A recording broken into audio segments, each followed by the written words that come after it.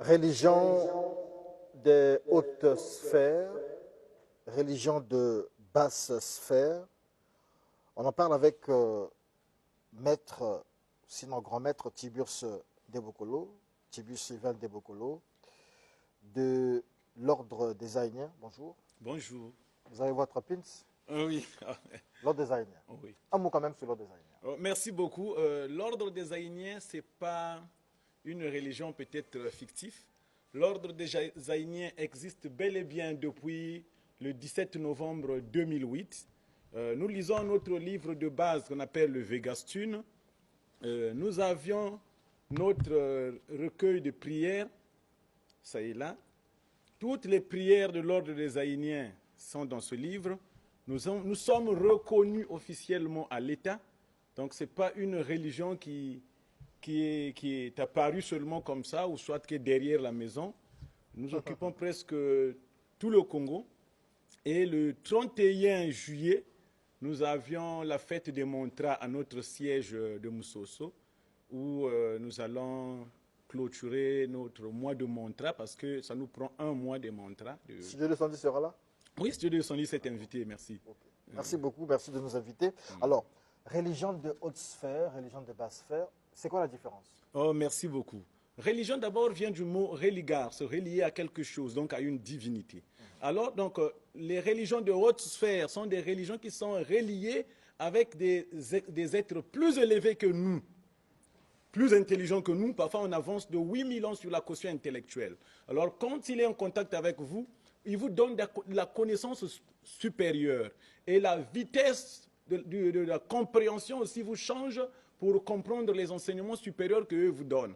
Alors, les religions de basse sphère, c'est des religions inspirées par des parents défunts, c'est-à-dire qui sont dépourvus de la connaissance actuelle et qui ne peut rien vous révéler de plus mieux comme de plus sérieux. Alors que ce monde d'aujourd'hui, c'est un monde scientifique. Alors, quand une religion de basse sphère rentre en contact avec une divinité, il rentre effectivement en contact avec une divinité de basse sphère. Comme les sirènes?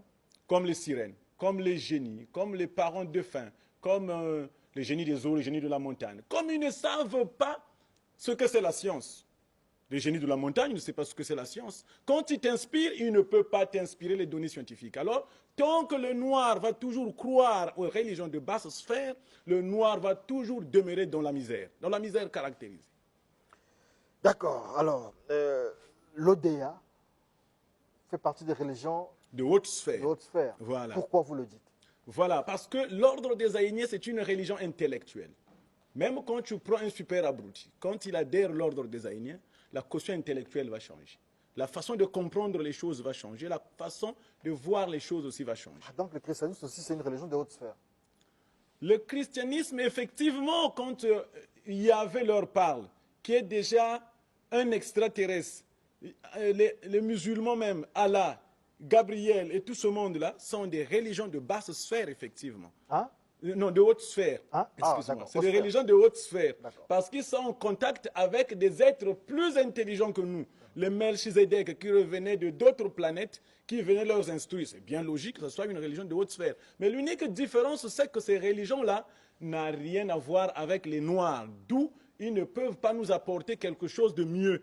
Sinon, celui qui croit même en Jésus, ce qu'il appelle les Binzambinzambi, quand il est en difficulté, il court encore chez les Binzambinzambi pour revenir encore là demain. Or, l'ODA est reliée, avec ces 9000 extraterrestres noirs, effectivement. Sur Internet, là, le peuple 70 nous a dit, mais comment vous avez fait pour compter les 9000 extraterrestres? Oh, mais toi aussi. Toi, tu ne peux pas savoir le nombre des agents qui travaillent avec toi au studio 210. 9000 quand même, vous avez compté? Mais c'est eux-mêmes qui te donnent le nombre. Ce n'est pas toi qui vas là-bas pour aller compter. C'est quelqu'un qui te donne un rapport. Nous sommes au nombre de temps. D'accord. Alors, quels sont les avantages pour nous, non-initiés, qui adhérant à certaines religions, lorsqu'on adhère à une religion de haute sphère, lorsqu'on adhère à une religion de basse sphère, quelles sont les retombées? Voilà. Bon, mais c'est que quand tu adhères des religions de basse sphère, retiens seulement que tu vas rester en arrière en tout, dans la compréhension, dans la caution intellectuelle. Tu vas rester en arrière. Parce que la force d'un esprit qui t'inspire doit être mesurée par ce qu'il a pris pendant qu'il était encore vivant. Tu peux rentrer en transe. Si l'esprit qui rentre en toi, qui t'anime, n'a jamais connu ce que c'est les mathématiques, tu ne feras jamais de formules mathématiques, effectivement. Mais quand tu es en contact avec des êtres plus intelligents que nous, je vous dis toujours que j'ai un niveau 3e et je n'ai jamais eu même le BPC.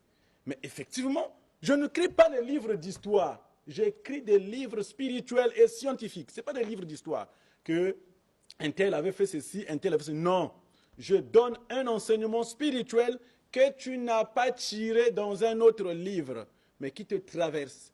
D'abord, écrire un livre spirituel, c'est la chose la plus facile parce que tout te vient comme sur écran, comme ça. On vous donne aussi les formules là-bas. Pardon? Les ascètes noirs, vous donne aussi des formules. Les formules, effectivement, je suis quelqu'un de trop sérieux et honnête. J'aime parler sur des choses que vous aviez déjà des bases, que n'importe qui peut exploiter. Là, nous sommes en période de mantra. Mais ceux qui viendront vont écouter ce qui s'est passé. Je leur ai dit au début des mantras, je leur ai dit, j'ai bloqué les côtés scientifiques pour des raisons personnelles. Je libère le côté des arts martiaux dans l'ordre des Aïniens. Il y a des exercices, je te donne ça. Même si tu n'as jamais fait de kung fu, de karaté, tu vas le faire. Je l'ai démontré 1001 fois, même sur cette période de mantra, ceux qui sont au Burkina Faso, aux États-Unis, partout, les gens témoignent de ça. D'accord. Merci beaucoup, Maître Tiburce. Nous rappeler quand même le siège, parce que les gens se rendront là-bas peut-être le 31 juillet. Le 31 juillet à 12 h, la fête va commencer. La fête de Mantra, ça va prendre 2 jours. Le premier, c'est la réforme du mouvement. Donc nous sommes à Mayanga, précisément à Moussoso, église catholique. Pour ceux qui voudront bien appeler, au lieu de se perdre, il suffit seulement même de demander chez Maître Tiburce sous l'ordre des Aïniens. Et ceux qui voudront bien appeler, c'est 06 977 70 18, 06 977 70 18, 05 524 26 51, 05 524 26 51, et je vous remercie. S'il vous plaît, applaudissez d'abord pour le Maître Tiburce. Applaudissez d'abord.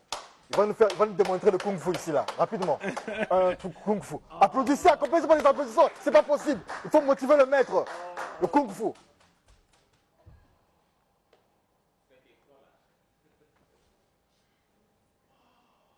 Il n'a jamais appris ça à l'école, jamais dans un centre. C'est le fruit des extraterrestres noirs.